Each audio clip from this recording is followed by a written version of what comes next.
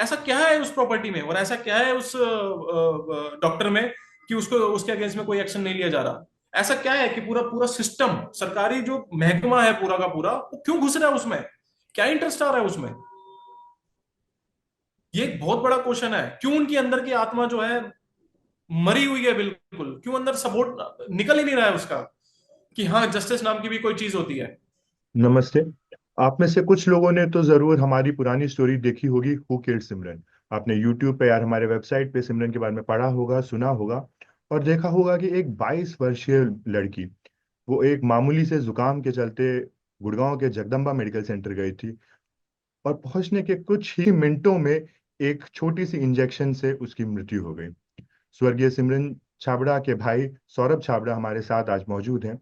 सौरभ छाबड़ा ने who killed सिमरन, जो सवाल है सिमरन को किसने मारा, इस सवाल के जवाब में बहुत सारी नई कहानियां, बहुत सारे नए खुलासे लेकर आज हमारे साथ सौरभ छाबड़ा जी मौजूद हैं। सौरभ जी, शुरू करने से पहले अपने बारे में, अपना सिमरन के साथ आपका जो रिश्ता है और सिमरन के साथ उस दिन जगदम्बा मेडिकल सेंटर में क्या हुआ, इसके बारे में हमें बहुत ही संक्षेप में बताइए। मैं बहुत शॉर्ट में बताऊंगा। सिमरन मेरी छोटी बहन थी, और वो मेरी बहन नहीं, मतलब मेरी दोस्त, और ऐसे दोस्त भी थी, मेरी छोटी बहन भी थी, एंड मैं उसको एज अ डॉटर ट्रीट करता था ऑलवेज। एंड 21 जनवरी 2023 को सिमरन को हल्का सा कोल्ड एंड कफ हुआ था, एंड हम इस एलिमेंट को लेकर के जगदम्बा हॉस्पिटल जाते हैं, और वहां पे हम डॉक्टर को बताते हैं कि कफ एंड कोल्ड हो रहा है और घर में छोटा बच्चा है हमारे, तो कुछ ऐसा मतलब मेडिसिन दे दीजिए जिससे थोड़ा जल्दी ना। तो डॉक्टर साइड की आजकल बहुत इन्फेक्शन फैला हुआ है, तो हम आपको एक इंजेक्शन दे देते हैं। तो डॉक्टर ने अपने नर्स को बुला के एक इंजेक्शन प्रिस्क्राइब कर दिया। जैसे ही सिमरन को इंजेक्शन लगता है, मैंने पूरा डिटेल पूरा लास्ट वीडियो में बताया हुआ है, मैं थोड़ा सा हल्का सा फिर बता देता हूँ। जैसे ही सिमरन को इंजेक्शन लगा, ऑन द स्पॉट सिमरन के मुंह से फ्रॉथिंग हुई, और जैसे ही फ्रॉथिंग हुई, शी मतलब वो एकदम से बेड के ऊपर गिरी, एंड मुंह से फ्रॉथिंग स्टार्ट हो गई। एंड फिर सिमरन को आर्यन हॉस्पिटल लेके गए। आर्यन हॉस्पिटल करीब 1:32 पे लेके गए थे। जैसे आर्यन हॉस्पिटल लेके गए, वहां पर उन्होंने ईसीजी किया, एंड ईसीजी करके उन्होंने बताया कि she is no more with us. And उसके बाद 21 जनवरी 2023 से लेके आज तक हम सिर्फ जस्टिस के लिए door to door, state to state, city to city, high court, Gurgaon court, divisional court, MCG, police station, बस यही घूमे जा रहे हैं। सौरभ जी, आपने मुझे बताया था कि जो जगदम्बा मेडिकल सेंटर है उसका सीलिंग का ऑर्डर बहुत साल पहले 2021 में उसको सील करने का, उसको डिमोलिश करने का ऑर्डर आ गया था। और आप बता रहे थे कि अभी तक वो डिमोलिश नहीं हुआ, उसकी सीलिंग बहुत बार, उसके बहुत सारे ऑर्डर्स आए, इनिशियली डिमोलिशन के ऑर्डर्स आए, फिर अभी रिसेंटली सीलिंग का ऑर्डर आया। In spite of multiple orders क्यों नहीं हुई उसकी सीलिंग, या फिर क्यों नहीं हुआ उसका डिमोलिशन? और आपको लगता है कि अगर टाइम पे अगर सरकारी जो संस्थानें हैं वो अपना काम करती तो शायद सिमरन बच जाती? देखिए, बहुत ही अच्छा क्वेश्चन किया आपने, जफिन जी। उसमें मैं आपको बताना चाहूंगा कि जैसे हमारा लास्ट वीडियो गया था, एंड लोगों ने सपोर्ट किया उसमें। काफी लोगों ने हमें अप्रोच किया कि हमारे साथ भी सेम इंसिडेंट हुआ है, और आप कैसे फाइट कर रहे हो, हम ऐसे फाइट कर रहे हैं, हम सब मिल करके एक जस्टिस। तो ऐसे ही एक कॉल आया मेरे पास। वो आया था निगम की तरफ से। ठीक है।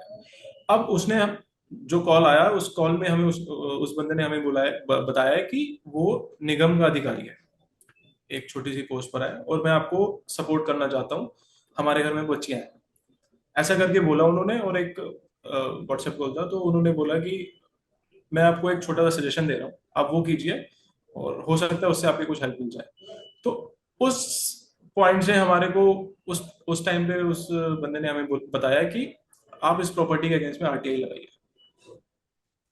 जैसे मेरे को थोड़ा सा लॉजिकल लगी चीज, एंड दो तीन चीजें और बताई उन्होंने कि आरटीआई लगाओ, उसमें प्रॉपर्टी का स्टेटस चेक कर लो एक बार क्या है, whether that property is legal. तो जैसे हमें स्टेटस पता, फिर हमने आरटीआई लगाई जून में। जून 2024 में आरटीआई लगाई, और फिर उसका फर्स्ट एप्लीकेशन पे रिस्पांस नहीं आया, तो फिर हमने फर्स्ट अपील डाली उसकी। जैसे ही फर्स्ट अपील डाली, तो मुझे बुलाया गया नगर निगम में, एंड मुझसे पूछा गया कि ये आरटीआई आपने लगाई है? हाँ जी। क्या क्या इन्फॉर्मेशन चाहिए? देन आई सेड कि everything is mention in that RTI. उसकी कॉपी मैं आपको शेयर कर दूंगा, एंड राइट नाउ मेरे पास वो सभी आरटीआई है भी सही मेरे पास हैंडी। ठीक है। तो आरटीआई लगाई, RTI what we found in RTI, this is very shocking. ठीक है, and it's directly correlate to your last question that you had mention. RTI में हमारे को ये मिलता है, जो प्रॉपर्टी है रेजिडेंशियल अप्रूव्ड प्रॉपर्टी है एंड उस पर कमर्शियल एक्टिविटी हो रही है, जो द फ्लोर हॉस्पिटल की प्लान। प्रॉपर्टी है, जो हॉस्पिटल की प्रॉपर्टी है, वो हॉस्पिटल के नहीं या फिर कमर्शियल यूज के लिए नहीं सैंक्शन हुआ है, commercial use, residential use. Yes, Jagdamba hospital की जो प्रॉपर्टी अप्रूव्ड है इन गवर्नमेंट सेक्टर, नगर निगम की अगर मैं बात करूंगा, तो प्रॉपर्टी 100% रेजिडेंशियल है, कोई उसमें कमर्शियल एक्टिविटी का मेंशन नहीं किया गया। मैंने आरटीआई के अंदर मांगा कि उस प्रॉपर्टी का अप्रूव्ड फ्लोर प्लान मुझे दिया जाए, ताकि मैं ये समझ पाऊं कि उस हॉस्पिटल का क्या प्रोविजन लिया हुआ है, वेदर जो फैसिलिटीज वहां पे दी जा रही हैं क्या उस फ्लोर प्लान के अंदर इंप्लीमेंटेड है या नहीं है। अगर इम्प्लीमेंटेड है तो क्या क्या उसमें वायलेशन, क्या क्या उसमें लाइसेंसेस रिक्वायर्ड होते हैं to run a hospital, whether that licence are available with the hospital और नॉट। आरटीआई लगाते ही मुझे ये पता चल गया कि प्रॉपर्टी रेजिडेंशियल है, क्लियरली उस आरटीआई के रिस्पॉन्स के अंदर मेंशन है कि the land use is for residential. उसके बाद फ्लोर प्लान का रिक्वेस्ट किया मैंने। फ्लोर प्लान के अंदर मुझे एक फ्लोर प्लान का कॉपी दी जाती है, उस फ्लोर प्लान को अगर हम रीड करते हैं, ground floor is 100% residential, first floor is 100% residential and third floor is also residential use। But अगर हम प्रैक्टिकल सिनेरियो की बात करें, तो ग्राउंड फ्लोर पूरा प्रॉपर्टी का हॉस्पिटल है, जहाँ पे आपका रिसेप्शन एरिया है, फार्मेसी एरिया है, इमरजेंसी रूम है जहाँ पे सिमरन को इंजेक्शन लगाया था, उसके सामने कंसल्टेशन रूम है और पीछे बेड्स हैं। फर्स्ट फ्लोर पे पूरे बेड्स हैं, 100% बेड्स है। एंड ये सब तो मैं वहाँ फिजिकल प्रेजेंट था तो मुझे पता था, और वर्सेस अब मेरे पास लेआउट है तो हम इससे इजीली कंपेयर कर सकते हैं कि प्रॉपर्टी को कमर्शियली यूज किया जा रहा है। ठीक है, उसके बाद मैंने उसमें रिक्वेस्ट किया कि आप मुझे प्रॉपर्टी का कंप्लीशन सर्टिफिकेट दे दीजिए, ओसी सर्टिफिकेट प्रोवाइड कीजिए। प्रॉपर्टी का ना ही कंप्लीशन सर्टिफिकेट है, ना ही ऑक्यूपेंसी सर्टिफिकेट है, और मेजरली जो है प्रॉपर्टी 100% ऑक्यूपाइड है। अगर प्रॉपर्टी 100% ऑक्यूपाइड है, एज पर नॉर्म्स, हॉस्पिटल के नॉर्म्स हैं, उसके according there are some guidelines जो क्राइटेरिया को मीट नहीं किया गया है वहां पर, और पूरा 100% कवरेज किया गया है। सो इवन फायर एग्जिट का प्रोविजन भी नहीं है, नॉट इवन फायर एनओसी ही नहीं है प्रॉपर्टी में। ये भी मैंने एक फायर डिपार्टमेंट में आरटीआई लगाई और उसमें ये निकल के आया कि प्रॉपर्टी की फायर एनओसी ही नहीं है, तो फायर वैसे एनओसी नहीं है इस। कितने सीलिंग ऑर्डर्स आ चुके हैं, कितने ऑर्डर्स आ चुके हैं अभी आज तक एमसीजी की तरफ से अगेन हॉस्पिटल? मुझे आरटीआई में ये पता लगा कि इस प्रॉपर्टी को 2021 में already show cause notice and demolition orders निकल चुके हैं। ये आरटीआई के रिस्पांस में मुझे रिसीव हो चुके हैं, दोनों डिमोलिशन ऑर्डर भी और शोकोस नोटिस भी। If required I can show you instantly. ये हमारा नोटिस है जो ऑलरेडी 2021 का है, जो ऑलरेडी इशू किया गया है। और एक और है शोकोस नोटिस, वो भी मेरे पास है, वो मैं आपको शेयर कर सकता हूँ इजीली। ठीक है, तो अगर अब पॉइंट ये आता है कि ये सब चीजें मुझे आरटीआई लगाने पे पता चल रही है, अगर ये सब चीजें मुझे आरटीआई लगाने पे पता चल रही है, इट मीन्स पहले कुछ तो डिसीजन एक्शन लिया गया था इस प्रॉपर्टी पे। अगर आपका वही लास्ट वाला सवाल कि अगर उस टाइम पे इस प्रॉपर्टी को सील या डिमोलिश कर दिया गया होता, तो शायद शायद नहीं हम जाते ही ना उस हॉस्पिटल में, क्योंकि वो हॉस्पिटल एग्जिस्ट ही नहीं करता। अगर वो हॉस्पिटल एग्जिस्ट नहीं करता, इट मीन हम जाते ही ना, और ना सिमरन की डेथ होती और ना हम आज ये डिस्कशन कर रहे होते। तो मैं तो क्लियरली बोलूंगा नगर निगम की लापरवाही है इसमें, जो हॉस्पिटल वालों ने किया किया। नगर निगम की इसमें लापरवाही है। अगर वो 2021 में इस प्रॉपर्टी को डिमोलिश या सील कर देते, तो आज सिमरन हमारे साथ जिंदा होती। तो इवन दो डॉक्टर क्लेम कर रहा है कि वहां पे उसने एम्बुलेंस को बुलाया, इस हॉस्पिटल के अंदर एम्बुलेंस आने का प्रोविजन ही नहीं है कि किस तरीके से पेशेंट उसको मूव किया जाए। This is also part of fire exit, and ये हॉस्पिटल के नॉर्म्स हैं। 100% वायलेशन है यहाँ पे सभी गाइडलाइंस का। इवन दो उसके बाद भी इस अगर आप जगदम्बा हॉस्पिटल का कोई प्रिस्क्रिप्शन देखेंगे या सिमरन का प्रिस्क्रिप्शन उठा करके देखेंगे, उसके ऊपर क्लियरली एनएबीएच का एक लोगो लगा हुआ है। अरे इट्स अ बिग क्वेश्चन कि अगर 100% प्रॉपर्टी अगर 100% नॉन कंप्लाइंट है, तो एनएबीएच मिल कैसे गया उसको। एंड इवन इफ वो अप्लाइड स्टेट में है, अप्लाइड स्टेट में होने के बाद भी कुछ क्राइटेरिया होता है, एलिजिबिलिटी क्राइटेरिया। एलिजिबिलिटी क्राइटेरिया ही यही बोलता है एनएबीएच का कि आप एलिजिबल ही नहीं हो, उसके बाद भी वो लोगो यूज कर रहे हैं एनएबीएच का। NABH is a big trust, अगर वो ट्रस्ट ब्रेक हो रहा है तो एनएबीएच उस पर क्या एक्शन ले रहा है। सौरभ जी, आप फायर डिपार्टमेंट का बता रहे थे। हाँ कितना जी।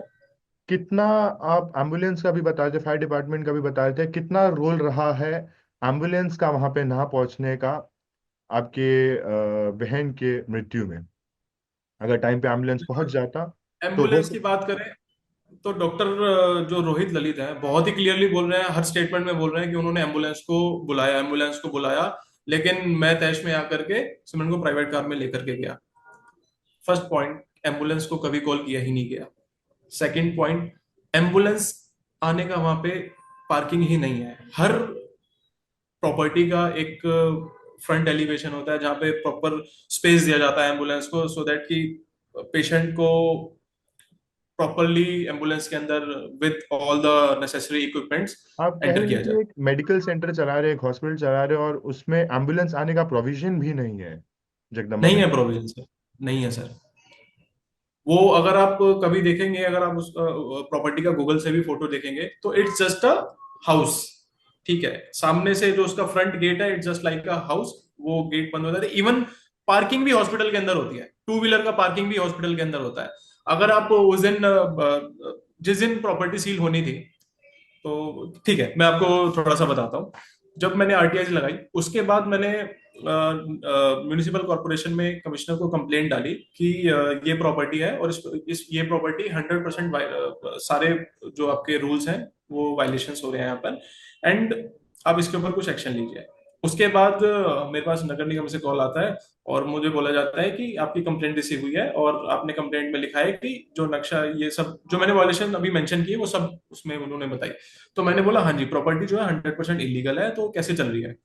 तो उसके बाद एक प्रॉपर्टी का सर्वे होता है और वो सर्वे में ये पाया जाता है कि प्रॉपर्टी रेजिडेंशियल है और commercial purpose as a commercial use हो रही है, एंड हॉस्पिटल को कमर्शियल प्रॉपर्टी ही चाहिए होती है रन करने के लिए। नॉन कमर्शियल प्रॉपर्टी में हॉस्पिटल रन नहीं हो सकता क्योंकि कमर्शियल एक्टिविटी है, आप उससे बिजनेस रन करते हुए। ठीक है, तो उन्होंने वो रिपोर्ट आगे सबमिट कर दी अपने ज्वाइंट कमिश्नर को। फिर उसके बाद मैं ज्वाइंट कमिश्नर के पास जाता हूँ फॉलो अप के लिए कि मेरे पास कॉल आया था 3 दिन पहले। उसके बाद मैं ये समझने के लिए आया हूँ कि अभी नेक्स्ट एक्शन क्या लिया जाएगा। तो उन्होंने बोला कि आपका क्या रोल है इसमें। तो मैंने बोला कि मैं सिमरन का भाई हूँ और सिमरन की वहां पे डेथ हो गई थी। और उनको मैंने पूरा केस एक्सप्लेन किया तो उन्होंने बोला कि ठीक है, हम इसके ऊपर, उन्होंने कोई रिस्पॉन्स नहीं दिया, मुझे सिंपल बोला कि ठीक है हम जो कार्रवाई बनेगी इस पे करेंगे, जो भी आपकी कंप्लेंट हमने रिसीव कर लिया है एंड उसके ऊपर एक्शन ले लिया गया है। उस टाइम पे कुछ मीटिंग मीटिंग थी, कोई आया हुआ था, तो उन्होंने बोला कि हम 2-3 दिन का डिले हो सकता है, बट हम जो भी एक्शन होगा वो करेंगे। ठीक है, मैंने उनकी बातों पे विश्वास कर लिया और उन्होंने नोटिस प्रॉपर्टी को, जगदम्बा हॉस्पिटल को नोटिस इशू कर दिया। शोकॉज नोटिस दिया था वैकेट करने का, कि आपको 3 दिन दिया जा रहा है प्रॉपर्टी को वैकेट करने के लिए। ये किस और दिन की ट्वेंटी बात फिफ्थ कर रहे हैं सौरभ जी आप? ये है 20 नवंबर की बात है ये। मैंने आरटीआई लगाई थी 2024, जून 2024। मैंने आरटीआई लगाई थी जून 2024 में। मुझे आरटीआई का रिस्पांस मिला था अक्टूबर 2024 में।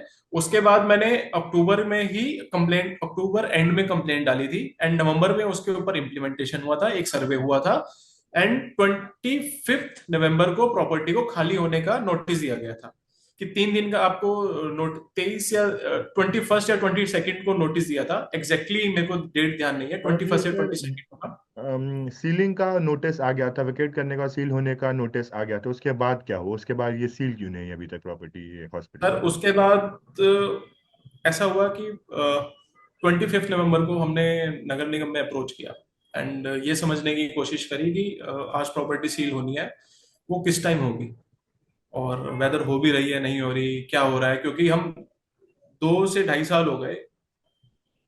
ठीक है, हम बार बार एक से दूसरी जगह, दूसरी तीसरी जगह बार बार जस्टिस के लिए डिमांड कर रहे हैं। ठीक है, तो हमें पता था कुछ ना कुछ उस दिन भी ऐसा होगा कि वो एक्शनेबल जो है उस दिन का वो एग्जीक्यूट नहीं होगा, और हुआ भी यही।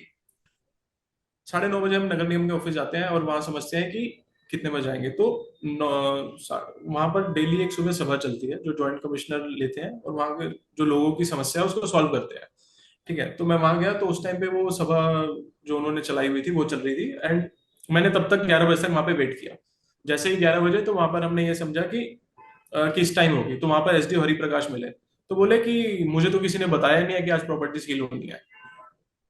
जफिन जी आप समझिए, 25 नवंबर को प्रॉपर्टी सील होनी है, एंड जो ड्यूटी मजिस्ट्रेट है, एसडीओ को as a duty magistrate align किया गया, तो जो ड्यूटी मजिस्ट्रेट है उसको यही नहीं पता कि आज प्रॉपर्टी सील होने के लिए उस हरि प्रकाश जी को वहां जाना है साइट पे। तो सबसे स्ट्रेंज चीज ही वही थी कि हो कैसे गया ये। ठीक है, बट एनीवेज हो जाता है, सरकारी कार्य सरकारी काम है, इतनी आसानी से तो नहीं निकलेंगे, ये तो सबको पता ही है। ठीक है, आगे बढ़ते हैं। तो हमने उनसे बात करी कि अब क्या, अब तो ये सब हो गया है, नोटिस वोटिस जा चुका है। तो वहां पर जो रिस्पेक्टिव जेई थे, हमने उनसे बात करी, तो उन्होंने बोला कि नहीं नहीं, ये तो सब अलाइन है। तो मैंने बोला कि ठीक है, जो भी मिसकम्युनिकेशन है आप प्लीज आपस में बात करके इसको क्लोज कीजिए, एंड आज जो काम होना है वो प्लीज कर दीजिए, नहीं तो अननेसेसरली एक्सटेंड होगा, अननेसेसरली हिंड्रेंस आएंगी इस एक्शनेबल में। तो उन्होंने बोला कि नहीं नहीं, हम अपना काम कर रहे हैं अच्छे से, आपको इस पर चिंता करने की जरूरत नहीं है, आपकी जो कंप्लेंट है वो सुनी जाएगी प्रॉपर, उस पर एक्शन लिया जाएगा। तो मैंने उस टाइम वो डिस्कशन हुआ, उसके बाद हरिप्रकाश जी से थोड़ी देर बाद फिर हमने बात करी। उन्होंने बोला कि ठीक है, हाँ मुझे मुझे इन्फॉर्मेशन मिल चुकी है, लेकिन अभी वो थोड़ा आनाकानी करने लगे, उस पॉइंट पे भी आनाकानी करने लगे। जब उसके ये बाद उसके सीलिंग का ऑर्डर आया था, वो सीलिंग के लिए पहुंचे थे हरि प्रकाश जी 25 तारीख को? सीलिंग के लिए पहुंचे, उसके बाद उन्होंने पूरा दिन हमारा बाय आउट किया। उसके बाद जब हमने उनसे ये बात करी तो उन्होंने बोला कि हाँ ठीक है, हम अभी चलेंगे थोड़ी देर में। उसके बाद वो गुड़गांव में दो नगर निगम के ऑफिस हैं, एक बस स्टैंड के पास है, एक सेक्टर 34 में है। वो अपना बैग उठा करके सेक्टर 34 वाले ऑफिस चले गए, हमें बिना बताए। ठीक है, अब हमें कैसे पता चला सेक्टर 34 चले गए? अब जब हमारा वहां पे कोई सुन नहीं रहा था, तो हम सीधा नगर निगम के मेन जो कमिश्नर होते हैं उनके पास गए अपनी अर्जी लेकर के, सर ये कंप्लेंट है, ये प्रॉपर्टी का डिमोलिशन ऑर्डर है, और आज प्रॉपर्टी डिमोलिशन होनी है, लेकिन कोई भी अपनी जगह से नहीं हिल रहा। इवन दो सुबह 9:30 बजे 30 से 40 पुलिस फोर्स का अलाइनमेंट होना था, पुलिस फोर्स आ चुकी है ऑन साइट, उनका बैंडविथ अंडर यूटिलाइज्ड है, आप उनको यूज नहीं कर रहे हो, किसी को कोई इंफॉर्मेशन नहीं है, ऐसे कैसे काम होगा? तो उन्होंने बोला कि उन्होंने सारे कागज, मतलब जो भी डॉक्यूमेंट्स है वो रेडी किए, एंड उन्होंने तुरंत ज्वाइंट ज्वाइंट कमिश्नर को फोन करा। तब पता चला हरि प्रकाश जी सेक्टर 34 वाले ऑफिस में बैठे हुए हैं और लंच कर रहे हैं आराम से। तो हमने उनसे बोला कि सर ये देखिए, सुबह से हमारा टाइम बाय आउट कर रहे हैं, हमारा टाइम वेस्ट कर रहे हैं, पुलिस फोर्स का टाइम वेस्ट कर रहे हैं, इवन दो जो वहां पर सभी लोग प्रेजेंट हैं, आप ही के डिपार्टमेंट के ज्वाइंट कमिश्नर जेई सब लोग वहां पर अवेलेबल हैं, उनका भी टाइम वेस्ट किया जा रहा है। उन्होंने तुरंत उनको अलाइन किया। इवन वहां से वो 2 बजे निकले, 2 बजे निकलने के बाद भी 3 बजे तक वो टाइम बाय आउट करते रहे, टाइम अननेसेसरली ड्रैग करते रहे और खराब करते रहे सभी लोगों का। और 3:30 बजे जाकर के वो 2 बजे के निकले हुए, 3:30 बजे जाकर के वो पुलिस पुलिस स्टेशन पहुंचे न्यू कॉलोनी में, जहां पर पुलिस फोर्स अलाइन थी। वहां जाकर के पुलिस वहां पे बोलते हैं कि आपके पास तो पुलिस फोर्स ही नहीं है, आप हमें लिख के दे दो, हमारे पास पुलिस फोर्स नहीं है। तो वहां पे एसएचओ है, उन्होंने बोला कि हम ये क्यों बोलते हैं कि पुलिस फोर्स नहीं है, आपने हमें सुबह 9:30 बजे का टाइम दिया था, लेकिन आप सुबह टाइम से क्यों नहीं आए? अगर आप सुबह टाइम से आते आपको तो पूरी पुलिस फोर्स मिलती, आप मुझे 15 मिनट दो, मैं आपको पुलिस फोर्स अरेंज करके देता हूँ। उन्होंने पुलिस फोर्स अरेंज करके दे दी। पुलिस फोर्स अरेंज होने के बाद भी उन्होंने वहां पे टाइम बाय किया, अननेसेसरली फोन पे बात करने लगे। यार आपका काम है जो है वो करके खत्म करो, वो नहीं था। ठीक है, फाइनली 4 बजे, 4:05 या 4:10 के आसपास वो जगदम्बा हॉस्पिटल पहुंच जाते हैं सील करने के लिए। जब वो प्रॉपर्टी के वहां सील करने के लिए जाते हैं तो पुलिस फोर्स भी उनके साथ जाती है। प्रॉपर्टी के अंदर म्युनिसिपल कॉर्पोरेशन की पूरी टीम, हरि प्रकाश जी जिसको लीड कर रहे होते हैं, और वहां पे पुलिस के कुछ करीब 15 से 20 लोग होंगे जो वहां प्रॉपर्टी में चले जाते हैं। अगले 5 मिनट के बाद पुलिस फोर्स पूरी बाहर आ जाती है और किसी को भी अंदर ना जाने का एक नोटिफिकेशन देती है कि कोई अंदर नहीं जाएगा, हम सब अंदर मीटिंग चल रही है। जफिन जी, प्रॉपर्टी सील होनी है, प्रॉपर्टी को शोकोस नोटिस, वैकेट नोटिस और डिमोलिशन ऑर्डर तीनों हो चुके हैं इशू। ऐसा क्या था कि जो आखिरी टाइम पे मीटिंग चल रही है? It's a big question on Hariprakash. आपने अंदर जाने की कोशिश की थी सौरभ जी? नहीं, मैंने जाने की कोशिश नहीं करी, लेकिन वहां पर और भी लोग थे, पुलिस, इवन पुलिस फोर्स को भी अंदर जाने से मना कर दिया। अंदर सिर्फ 3 ही लोग बैठे थे, एसडीओ जो ड्यूटी मजिस्ट्रेट थे उस टाइम पे, हरिप्रकाश जी, सेकंड जेई, और 1-2 लोग और थे जिनको मैं नहीं जानता वहां पे। सिर्फ 2 से 3-4 लोग थे जो अंदर बैठे थे पूरी डॉक्टर की फैमिली के साथ में। और हमें वीडियो के माध्यम से वहां पर एक मीडिया कवरेज चल रहा था, तो उस वीडियो के जरिए हमें पता चला कि अंदर चाय नाश्ता चल रहा है। सर सबसे पहला सबसे बड़ा क्वेश्चन तो यह है, अगर आप प्रॉपर्टी सील करने आए हो, आपने जस्ट अभी यार लंच किया है, लंच करते ही आप वहां करके चाय पी रहे हो, आपने जो काम करना अपना काम कीजिए। 4:30 बजे प्रॉपर्टी से बाहर आते हैं, 4 बजे एंटर करने के बाद 4:30 बजे प्रॉपर्टी से बाहर आते हैं और सीधा बोलते हैं कि सबने पूछा कि प्रॉपर्टी आप सील करने का कब से काम स्टार्ट करेंगे। तो बोला कि आज हम प्रॉपर्टी सील नहीं कर सकते, अंदर पेशेंट है। आपने क्या चेक किया भाई? आपने तो प्रॉपर्टी को वैकेट करने का नोटिस दिया था, और पेशेंट एडमिट कैसे हो गया जब वैकेट नोटिस था तो? और वैकेट नोटिस था और पेशेंट एडमिट है, तो आपके पास पूरे राइट है प्रॉपर्टी को खाली कराने के, आपके पास पुलिस फोर्स है पूरी, आप खाली करा सकते हो। नहीं, पेशेंट की जिम्मेवारी कौन लेगा? जगदम्बा हॉस्पिटल के साथ की जस्ट साथ में ही, 10 मीटर भी नहीं है दूर, साथ में प्रकाश हॉस्पिटल है। हमने बोला आप उसमें एडमिट कीजिए, आप जो एक्शनेबल है वो तो कीजिए, आप अननेसेसरी टाइम बाय कर रहे थे उनका। आज पूरा दिन आपने हमारा खराब किया। अब एंड में, डे एंड पे आकर आप बोल रहे हो कि हॉस्पिटल के अंदर पेशेंट है।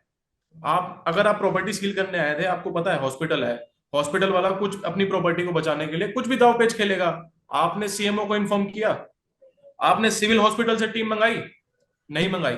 क्यों नहीं मंगाई? क्योंकि इंटेंशन ही नहीं थी प्रॉपर्टी को सील करने का। इंटेंशन क्यों नहीं होगा? क्योंकि मोटिवेशनल है, मोटिवेटेड है बंदा वो प्रॉपर्टी सील ना करने के लिए।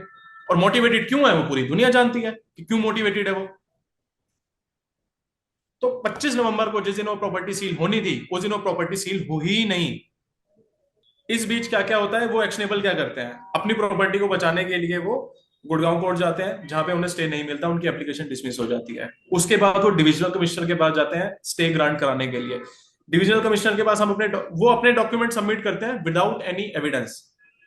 अब कोइंसिडेंटली डिविजनल कमिश्नर के ऑफिस हम पहुंच जाते हैं और अपने एविडेंस साथ लेकर के जाते हैं, और ये बताते हैं कि ये हमने आरटीआई लगाई थी, ये प्रॉपर्टी 100% नॉन कंप्लाइंट है, 100% रेजिडेंशियल प्रॉपर्टी है, कमर्शियल एक्टिविटी हो रही है, and as per guideline, as per rule, ये एक्टिविटी नहीं हो सकती यहाँ पर।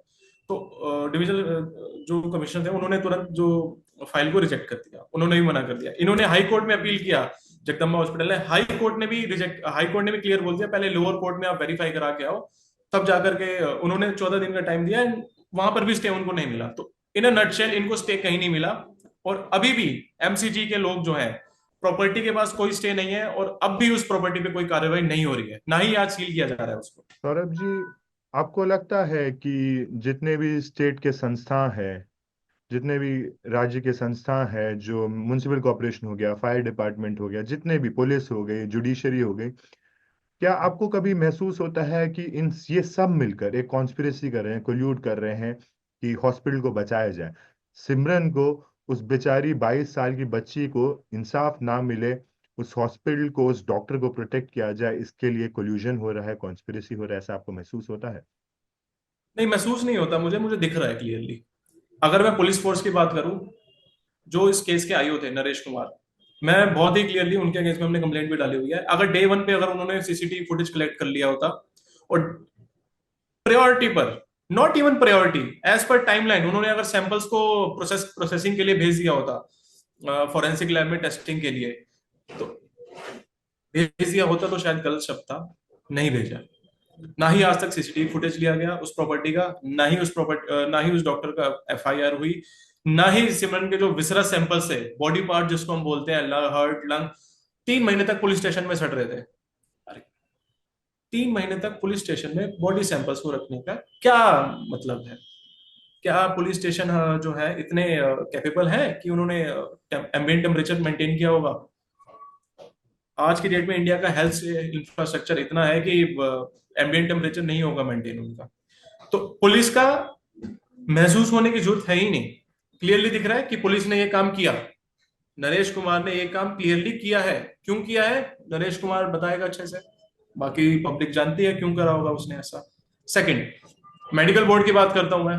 मेडिकल बोर्ड को मैंने अपने हाथों से एविडेंस दिए। बोर्ड, जिस दिन हमारा वहां पे हमें बुलाया गया था, इनवाइट किया गया था इस बोर्ड के अंदर कि आपका इन्वेस्टिगेशन होगा, उस दिन मैंने उनको एविडेंस दिए, 2 मेजर एविडेंस दिए, दोनों मेजर एविडेंस उन्होंने हमारे रिजेक्ट कर दिए। क्यों कर दिए उसका जवाब भी वही बताएंगे। आज तक उन्होंने कोर्ट के अंदर तो कुछ सबमिट कर नहीं पाए हैं वो लोग। डॉक्टर मनीष राठी से क्लियर पूछा गया कि अगर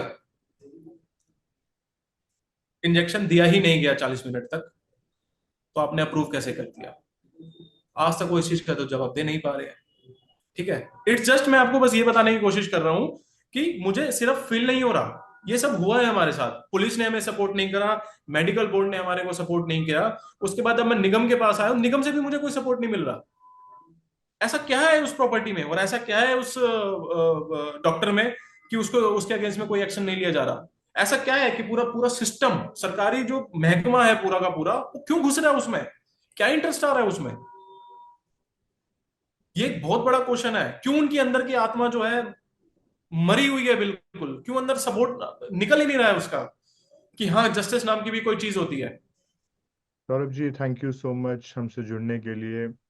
मैं समझ सकता हूँ कि बार बार इसको रिलीव करना, इसके बारे में बात करना आपके लिए बहुत दुख की बात है, बहुत दर्द की बात है। माफ़ी चाहता हूँ ये आपको बोलना पड़ रहा है, पर ये मेरे हिसाब से बहुत ज़रूरी है कि दर्शकों को पता चले, सबको पता चले कि एक हॉस्पिटल को बचाने के लिए क्या कोल्यूशन हो रहा है, किस लेवल पे मिली भगत हो रही है, जैसे आप अलर्ज कर रहे हैं। और ये भी बताने की ज़रूरत है कि कैसे एक हॉस्पिटल को बचाने के चक्कर में कितने संस्थानें जुड़ गई हैं, और कैसे कि अगर देश की संस्थानें टाइम पर अपना काम करें तो कितनी बच्चों की, कितने सिमरनों की जान बच सकती है इस देश में। Thank you so much. Exactly exactly, बिल्कुल बिल्कुल सही, बिल्कुल सही।